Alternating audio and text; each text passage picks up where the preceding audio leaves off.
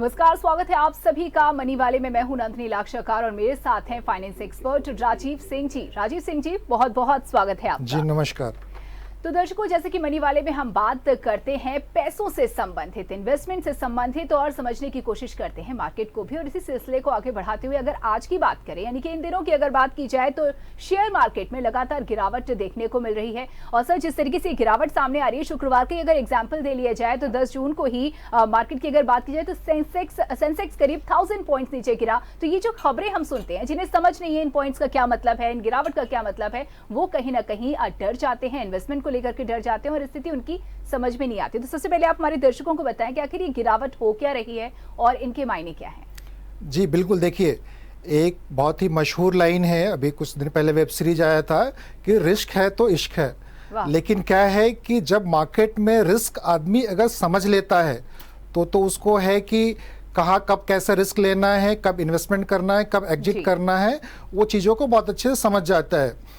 और जब मार्केट गिरने लगता है तो हर इन्वेस्टर घबरा जाता है। अगर ज़्यादातर केसेस में देखा गया है कि जो रिटेल निवेशक जो होते हैं वो यहाँ पे बहुत मतलब परेशान नज़र आते हैं कि अब क्या करना चाहिए, मार्केट बहुत तेज़ी से गिर रहा है, यहाँ पे हमें इन्वेस्टेड रहना चाहिए क्या, और ख़रीदना चाहिए या फिर हमें बेच के निकल जाना चाहिए।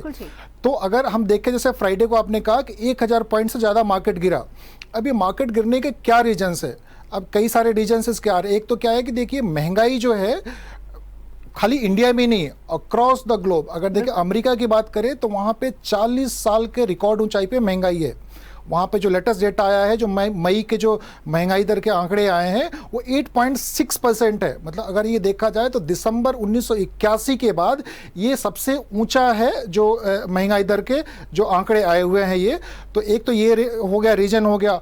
अगर और भी देखें मार्केट गिरने के रीजन क्या हो सकते हैं, जैसे देखिए कि यूक्रेन और रसिया का जो वॉर है ये बहुत लंबा खिंचता जा रहा है। जो ये वॉर शुरू हुआ था ये फरवरी के लास्ट वीक में शुरू हुआ था और अभी तक ये चलता जा रहा है। तो इसके वजह से क्या हुआ कि सप्लाई चेन में कहीं ना कहीं डिस्ट्रप्शन हुआ है। मतलब ये जैसे हमें अभी न्यूज में सुनने को मिल रहा था कि बहुत सारे देशों में, यूरोपियन कंट्रीज में या और भी कई देशों में उनके पास गेहूं नहीं है, जो कि यूक्रेन है वो एक गेहूं का बहुत बड़ा निर्यातक है, वहाँ पे कई देशों को वो सप्लाई करता है। इसके वजह से है ये यूक्रेन और रसिया वॉर के चलते क्रूड ऑयल प्राइसेस में भी अच्छा खासा हाइक देखा गया और ये लगातार बढ़ता जा रहा है। हालांकि घटता बढ़ता रहा लेकिन अभी देखें तो लगातार बढ़ता जा रहा है। इसके वजह से भी ये सब महंगाई बढ़ रही है और महंगाई की वजह से ही मार्केट कहीं ना कहीं गिरता हुआ नजर आ रहा है। बिल्कुल, सीधे तौर पर महंगाई का असर मार्केट पर भी दिख रहा है, मार्केट गिरता हुआ नजर आ रहा है। पूरी दुनिया में देखिए महंगाई बढ़ती जा रही है। महंगाई के आखिर कारण क्या है, क्या क्यों बढ़ रही है, ये तो हम समझ रहे हैं, लेकिन आखिर इतनी बेकाबू क्यों है, क्यों इसे कंट्रोल में नहीं लाया जा पा रहा है? क्योंकि अच्छा खासा जबकि अवधि हो चुकी है, अच्छा खासा समय हो चुका है, इसके बेकाबू होने की क्या वजह है? देखिए महंगाई के बेकाबू होने के यही रीजन्स है कि एक तो क्या है कि क्रूड ऑयल प्राइसेस जो पूरी दुनिया को इम्पैक्ट करता है ट्रांसपोर्टेशन की वजह से, तो ये बहुत हाई पे चल रहा है और इसके और सारे भी यूजेस हैं। और अगर अमेरिका की बात करें तो वहाँ पे देखें तो नेचुरल गैस की कीमतें जो है वो पिछले एक साल में लगभग 172% बढ़ गई हैं। तो ये भी रीजन, वहाँ पे जो फूड आइटम्स की कीमतें लगातार बढ़ती जा रही हैं।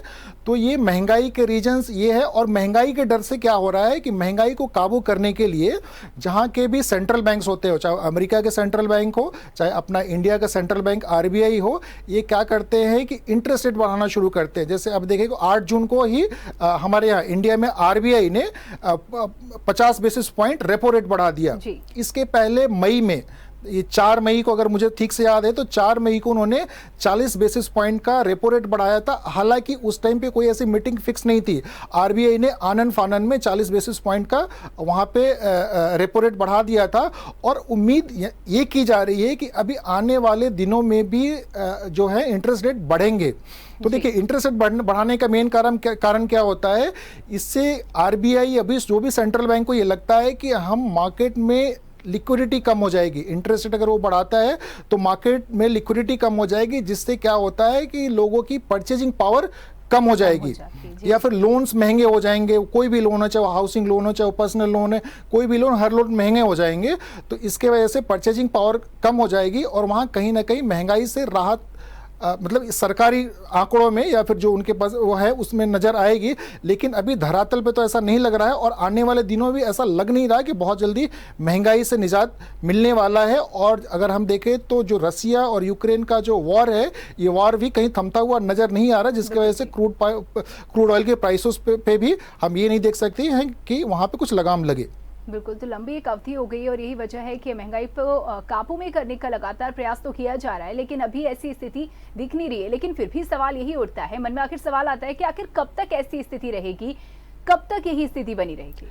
देखिए, स्थिति को अगर हम ये देखें तो आप देखिए ये कई चीज़ों पे डिपेंड करता है। जैसे मान लीजिए आप देखिए क्रूड ऑयल के प्राइसेस बढ़ रहे हैं, तो इसका अगर हम देखें तो इसमें कुछ स्ट्रक्चरल बदलाव नहीं आए हुए हैं। मतलब अगर देखें जैसे क्या हो कि जो तेल उत्पादक देश होते हैं तो ना तो उन्होंने कोई उत्पादन बहुत घटाया है ना बढ़ाया, मतलब उन्होंने कोई बहुत ज़्यादा चेंजेस नहीं किया है। ये भी जो भी चेंजेज हुए हैं, जो भी प्राइस हाइक्स हो रहे हैं या जो भी रेट्स बढ़ रहे हैं इसका क्रूड ऑयल प्राइसेस के, जो हर चीज़ों का इम्पैक्ट कर रहा है, तो ये कहीं ना कहीं सप्लाई चेन डिस्ट्रप्शन ही है। और इसके वजह से ही और जो तनातनी चल रही है, जो रसिया जो एक बहुत बड़ा तेल उत्पादक देश है और यूरोप के कई सारे कंट्रीज में, तो इसके वजह से वो कहीं ना कहीं ये प्राइसेस बढ़ रहे हैं। और ये अभी तो फिलहाल लग नहीं रहा कि ये स्थिति कब तक सही होगी, कहीं पे कुछ दिख नहीं रहा। बिल्कुल, तो कहीं पर फिलहाल दिख नहीं रहा है। महंगाई लगातार बढ़ती जा रही है, हालांकि प्रयास किए जा रहे हैं इसको कंट्रोल में करने के लिए, लेकिन बावजूद इसके जो शेयर मार्केट है, कंडीशन ये है कि शेयर मार्केट लगातार गिर रहा है। ऐसे में निवेशकों के मन में सवाल आता है कि वो क्या कदम उठाए, क्या उन्हें इन्वेस्ट करना चाहिए, उनके लिए क्या सलाह? देखिए, जाहिर सी बात है, जब भी स्टॉक मार्केट गिरने लगता है, देखिए जब बढ़ता है तो आदमी तो बहुत खुश होता है, लेकिन जब गिरने लगता है तो बहुत तेजी से गिरता है। बढ़ता है तो इतनी तेजी से नहीं बढ़ता है, लेकिन जब गिरता है तो बहुत तेजी से गिरता है। अगर हम आंकड़ों में बात करें तो देखिए जो निफ्टी है और जो सेंसेक्स है, दोनों तकरीबन 12% से ज़्यादा अपने रिकॉर्ड हाई से नीचे आ चुके हैं। वहीं अगर बैंक निफ्टी की बात करें तो तकरीबन वो 17% अपने रिकॉर्ड हाई से नीचे आ चुका है। अगर हम स्मॉल कैप की बात करें, मिड कैप की बात करें, तो ये सारे शेयर्स बहुत अपने ऊंचाई से नीचे गिर चुके हैं। बहुत सारे अगर शेयरों की बात करें, स्पेशली अगर हम आईटी सेक्टर्स की बात करें, आईटी शेयरों की बात करें, अब कई और भी शेयर्स है, कई शेयर्स तो ऐसे हैं कि जो 50% अपने हाई से गिर चुके हैं। तो बिल्कुल देखिए, जाहिर सी बात है, लोगों को ये मन में आ रहा होगा कि अभी क्या करना चाहिए, रुकना चाहिए या फिर बेच देना चाहिए। तो देखिए अलग अलग चीज़ें डिपेंड करती है, वो इन्वेस्टर के ऊपर डिपेंड करता है कि हम कैसे इन्वेस्टर है, लॉन्ग टर्म इन्वेस्टर हैं, शॉर्ट टर्म इन्वेस्टर है। अब देखिए इन्वेस्टर भी कई तरह के होते हैं। हो सकता है कि आदमी इसी हफ्ते आया हो, पहली बार इन्वेस्टमेंट कर रहा हो, तो वो उसका एक नजरिया अलग हो सकता है इन्वेस्टमेंट करने का। कोई एक 20 साल से इन्वेस्टमेंट कर रहा है तो उसका एक नजरिया अलग हो सकता है, या फिर उसके रिस्क एपेटाइट्स अलग हो सकते हैं। लेकिन देखिए जो मार्केट में जो लॉन्ग टर्म के लिए इन्वेस्टमेंट करना चाह रहा है, उसके लिए तो ये देखिए जो भी अच्छे शेयर्स है वो सस्ते भाव में मिल रहे हैं। तो जो भी अच्छे शेयर्स हैं वो सस्ते भाव में मिल रहे हैं। इसका मतलब ये हुआ है कि अगर मार्केट जब ऊंचाई पे था, अगर वो शेयर जो खरीदते वो आज सस्ता मिल रहा है, तो खरीद के रखने के लिए तो एक अच्छा है। लेकिन हाँ, ये अच्छी क्वालिटी के शेयर्स आपको वैल्यू पिक्स लेके रखना होगा। तो यानी कि हमें थोड़ा सब्र रखना होगा, लंबा समय लग सकता है जिसके हमें रिटर्न मिले इसको लेकर के। लेकिन ऐसे लोग जिन्होंने ऑलरेडी निवेश कर रखा है, अगर उन लोगों की बात की जाए और मार्केट लगातार गिर रहा है, तो उनके मन में कहीं ना कहीं ख्याल आता है कि हम यहाँ से निकल लें अभी, क्योंकि यहाँ हमें फायदा नहीं दिख रहा है, मार्केट लगातार गिर रहा है। तो उन्हें क्या करना चाहिए, क्या उन्हें बेच करके निकल लेना चाहिए? देखिए वही चीज है कि अगर कोई लंबे समय के लिए किसी ने इन्वेस्टमेंट कर रखा है, तो अगर आप मार्केट का पिछले 20 से 25 साल का हिस्ट्री देखेंगे तो मार्केट क्या हुआ है कि वो लगातार गिरता तो है, लेकिन जब बढ़ता है तो वो पुराना अपना रिकॉर्ड तोड़ देता है और उसके ऊपर बढ़ जाता है। अगर हम जब कोरोना की शुरुआत हुई थी, मार्केट में बहुत तेजी से गिरावट आई थी, लेकिन क्या हुआ उसके 1 साल बाद मार्केट एकदम नई ऊंचाई पे आ गया। तो ये कई दफा हुआ, ये पहली बार नहीं हुआ है कि जब मार्केट गिर रहा है और मार्केट गिरता भी है, मार्केट बढ़ता भी है। अगर मार्केट गिरे ना बढ़े ना तो ये मार्केट ही नहीं है। इसको तो किसी को है नहीं, मतलब कोई इस चीज़ को समझ नहीं सकता 100% कि मार्केट कब गिरेगा, मार्केट कब बढ़ेगा। लेकिन जो लॉन्ग टर्म इन्वेस्टर हैं उनके लिए सलाह यही दी जाती है, जो हिस्ट्री को हम देखें या हिस्ट्री में जो भी चीज़ें हुई हैं, तो अगर आपके पास अच्छे क्वालिटी स्टॉक्स हैं तो आपको हमेशा उसमें निवेशित रहना चाहिए, मतलब स्टे इन्वेस्टेड। अगर आप निवेशित रहेंगे तो मार्केट आने वाले दिनों में बढ़ेगा। हाँ, ये फिलहाल तो गिरावट जारी है, लेकिन अगर कोई शॉर्ट टर्म के लिए पैसा किसी ने लगाया है तो बिल्कुल हाँ, उसके लिए कंसर्न की बात है। और वहां पे तो बिल्कुल ये अभी गिरावट अभी लग रहा है कि आगे भी बनी रहेगी थोड़ी बहुत, और बहुत जल्दी ये थमता हुआ नजर नहीं आ रहा। बिल्कुल, देखिए स्थिति अभी हमें लगता है कि लंबा समय ऐसे ही जाने वाला है। आप अपनी सिचुएशन के हिसाब से समझें कि आपके लिए क्या बेहतर होगा और उस हिसाब से आप डिसीजन ले। अगर अगली बात की जाए तो देखिए इस परिस्थितियों के बावजूद म्यूचुअल फंड में एसआईपी के थ्रू लगातार इन्वेस्टमेंट भी देखा जा रहा है, इसे किस तरह से देखते हैं आप? हाँ देखिए, आपने ये बहुत अच्छी बात करी। मार्केट कई सालों में ये देखा गया है, मतलब कई महीनों से लगातार देखा जा रहा है, और कई सालों से एसआईपी तो कई सालों से लोग करते हुए आ रहे हैं। और एसआईपी में अगर पिछले कई साल का ट्रैक रिकॉर्ड देखें तो एक बहुत ही बेहतरीन शानदार रिटर्न एसआईपी ने दिए हैं, जो एफडी और ये सब इनके मुकाबले कहीं पे भी नहीं टिकते। तो देखिए, तो लोगों का कहीं ना कहीं एसआईपी के ऊपर ट्रस्ट बना हुआ है, और एसआईपी जो भी लोग करते हैं वो कहीं ना कहीं एक गोल को, लक्ष्य को निर्धारित करके करते हैं। उनको तो ऐसा है नहीं कि हमें अगले साल या अगले महीने ही पैसे चाहिए, इमीडिएट पैसे चाहिए। तो उनका एक लॉन्ग टर्म नज़रिया होता है। कोई रिटायरमेंट प्लानिंग के लिए किए हुए है, कोई अपने बच्चों के हायर एजुकेशन के लिए, कोई बच्चों के मैरिज के लिए कर रखा है। तो जो इसका प्रीवियस रिटर्न है, और इसमें क्या है कि जो इन्वेस्टमेंट करना बहुत आसान है, इससे निकलना भी बहुत आसान है। तो इस तरह के जो इसके फ़ायदे हैं ये निवेशकों को बहुत ही आकर्षित करती हैं, और इसके वजह से क्या है कि बहुत सारे निवेशक, जो नए निवेशक आ रहे हैं और एसआईपी के माध्यम से पैसा इन्वेस्टमेंट कर रहे हैं। इसमें देखिए एक चीज़ और है कि अगर कोई डायरेक्ट शेयर मार्केट में पैसा लगाता है तो उसको शेयर की समझ है कि नहीं है, कौन से शेयर में पैसा लगाए, कहाँ लगाए, कैसे लगाए, तो उसके पहले उसको रिसर्च करना होगा या कहीं ना कहीं से किसी से एक्सपर्ट से एडवाइस लेना होगा। और म्यूचुअल फंड क्या होता है, म्यूचुअल फंड के एक फंड मैनेजर होते हैं और वो इन सारी चीज़ों को देखते हैं। Mutual fund like it's a pool of money, लोगों का पैसा, बहुत सारे लोगों का पैसा इकट्ठा करके वहाँ पे फंड मैनेजर है, उनके एक्सपर्ट है, उनके रिसर्च एनालिस्ट है, वो पैसा लगाते हैं और वहाँ से कमा के इन्वेस्टर को फायदा पहुँचाते हैं। तो बिल्कुल म्यूचुअल फंड तो ये बिल्कुल सही टाइम है, अगर नए इन्वेस्टर भी लगाना चाह रहे हैं तो बिल्कुल डरने की बात नहीं है। म्यूचुअल फंड में एसआईपी के थ्रू ये बहुत सही टाइम है, या हमेशा टाइम सही ही रहता है, लेकिन ये अगर गिरावट में आपको और भी सस्ते में मिलेंगे। देखिए बहुत सारे डाउट्स यहाँ पर क्लियर हुए और आगे भी सिलसिला जारी रहेगा, और रुकते हैं यहाँ एक ब्रेक के लिए, कहीं मत जाएगा।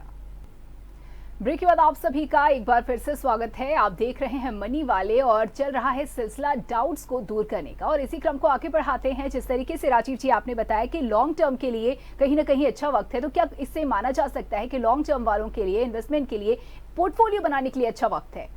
जी देखिए, जब शेयर मार्केट बढ़ा रहता है, हाई पे रहता है, तो सारे शेयर्सों के भाव जो होते हैं वो ऊंचे रहते हैं, तो बिल्कुल वहाँ महंगा मिलता है।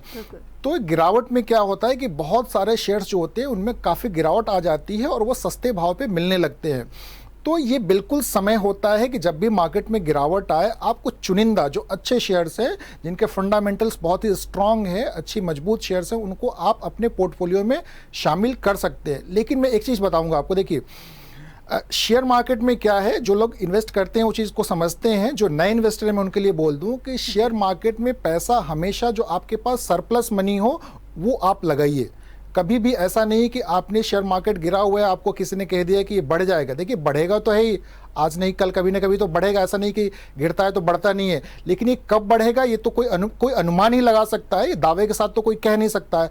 तो शेयर मार्केट में कभी भी पैसा आप उधार लेके, लोन लेके, या फिर आपने किसी बहुत शॉर्ट टर्म के अपने ज़रूरत को पूरे करने के लिए रख रखे, तो उस पैसे को शेयर मार्केट पे ना लगाएं, क्योंकि ये बहुत ही रिस्की होता है। वैसे पैसों को आप कहीं पे फिक्स डिपॉजिट या ऐसे इंस्ट्रूमेंट में लगाएं जहां पे आपका प्रिंसिपल सिक्योर्ड रहता है। तो बिल्कुल, लेकिन जो लोग शेयर मार्केट को समझते हैं और रिस्क लेने को तैयार है, उनके पास सरप्लस मनी है, तो ये बिल्कुल सही वक्त है कि वहां पे वो चुनिंदा जो अच्छे फंडामेंटली जो स्ट्रॉन्ग शेयर्स हैं उनमें अपना पोर्टफोलियो बना सकते हैं, और लंबे टाइम में उनको एक अच्छा रिटर्न मिल सकता है, ऐसा हम उम्मीद कर सकते हैं। यानी कि सही मौका है, आप स्ट्रॉन्ग शेयर्स में इन्वेस्ट कर सकते हैं, आपके हाथ में होगा। लेकिन बात कीजिए अगर एलआईसी की, तो एलआईसी से बड़ी उम्मीदें थी। एलआईसी का आईपीओ आया था जो कि अब तक का सबसे बड़ा आईपीओ भी माना गया, लेकिन उसने बहुत निराश किया निवेशकों को। ऐसा क्यों हुआ और ऐसे में निवेशक क्या करें? जी देखिए, तो जब एलआईसी का आईपीओ आया था, सरकार ने हालांकि इसको पहले डिले किया, पहले मार्च में आने की उम्मीद थी, लेकिन होते होते आया मई में।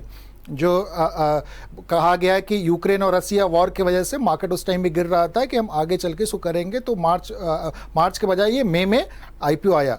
आईपीओ जब आया तो इन्होंने अपने जो भी कर्मचारी के अलावा जो भी एलआईसी होल्डर्स थे, जो पॉलिसी धारक थे, उनको भी अट्रैक्ट करने के लिए, आकर्षित करने के लिए कुछ उसमें छूट दिया था। कि आपको कम भाव पे ये शेयर मिलेगा, और बहुत नए लोग इसमें जुड़े भी, लेकिन उनका अनुभव बहुत अच्छा नहीं रहा, क्योंकि LIC ने जो प्राइस डिसाइड किया, जो अलॉटमेंट प्राइस डिसाइड किया मई में, और अभी 1 महीना भी नहीं होने हुआ, अगले हफ्ते 1 महीना होगा, और ये लिस्टिंग के बाद से तकरीबन इसमें 25% की गिरावट है। मतलब आप समझ लीजिए, किसी ने अगर 1 लाख रुपए लगाया है और आज के दिन में उसके 75,000 रुपए रह गए हैं। देखिए, तो इसका मतलब ये नहीं है कि खाली LIC यूं गिर रहा है, क्योंकि बहुत शेयर मार्केट में ही गिरावट जारी है। कहीं ना कहीं रिटेल जो इन्वेस्टर्स है उनका भरोसा तो डगमगाता ही है, उन्हें कैसे फिर समझे, कैसे समझे इससे वो? जी बिल्कुल, आपने बिल्कुल सही कहा है कि जो रिटेल इन्वेस्टर के अलावा जो पहली बार LIC का नाम सुन के, क्योंकि देखिए LIC का नाम आदमी को गांव से लेके बड़े शहर, छोटे शहर, कस्बों तक सबको पता है, क्योंकि हर आदमी हर जगह लोग पॉलिसी धारक है इसके। तो बहुत सारे लोग इस उम्मीद से आए थे कि LIC जो हमसे पैसा लेता है इंश्योरेंस के बदले या फिर उस स्कीम्स में पैसा लेता है तो हमें बढ़ के ही देता है, लेकिन शेयर तो ऐसा होता नहीं है। तो कई सारे लोग इस इंप्रेशन में भी होंगे, लेकिन अब ये है कि अभी तो फिलहाल इसमें गिरावट लगातार जारी है। अगर देखें तो पिछले 9 ट्रेडिंग सेशन से ये लगातार गिरता हुआ जा रहा है, और अगर फ्राइडे मतलब 10 जून की बात करें तो ये तकरीबन 709 रुपये आ गया, जबकि इसका जो इशू प्राइस था वो 949 था। जी, डिफरेंस है, बहुत अच्छा खासा डिफरेंस है ये। चलते चलते कोई सलाह हमारे निवेशकों को इस मौजूदा स्थिति को ध्यान में रखते हुए? देखिए, अगर आप मार्केट में निवेश करते हैं, अगर पहले से निवेश करते हैं, तो आप चीज़ों को आपने देखा होगा कि मार्केट में उठापटक तो होती रहती है, लेकिन अगर आप नए इन्वेस्टर हैं तो आप, जैसे हमने पहले भी कहा, कि आप पैसा वही इन्वेस्टमेंट करिए शेयर मार्केट में जो आपके पास सरप्लस अमाउंट हो। तो सरप्लस अमाउंट को आप करेंगे क्योंकि आपको शॉर्ट टर्म में उसकी ज़रूरत नहीं है। और दूसरा ये क्या है कि अगर आप नए इन्वेस्टर हैं तो डायरेक्ट शेयर मार्केट में पैसा लगाने के बाद बजाय आप SIP के थ्रू, म्यूचुअल फंड में SIP के थ्रू जाए और लंबे समय तक उसमें निवेशित रहे। अगर आप लंबे समय तक निवेशित रहेंगे तो आपको प्रॉफिट होने के चांसेस बहुत ज़्यादा है, जो कि प्रीवियस आपको पास्ट में देखा गया है कि उसमें मतलब प्रॉफिट मिला ही है लोगों को। ये कोई नहीं कह सकता कि हम 10 साल, 15 साल या 5 साल से निवेशित है किसी म्यूचुअल फंड स्कीम्स में, वहाँ पे उनको रिटर्न अच्छा नहीं मिला। FD और फिक्स जो इनकम्स हैं उनसे कई गुना ज़्यादा रिटर्न वहाँ मिला है। तो इसके यही फ़ायदे हैं, और इसमें शॉर्ट टर्म में तो अभी नुकसान जारी है। तो इसी पॉजिटिव पॉइंट के साथ बहुत बहुत शुक्रिया राजीव सिंह जी इन तमाम जानकारियों के लिए। और इसी के साथ ही आज की मनी वाले में इतना ही। दीजिए इजाजत, नमस्कार।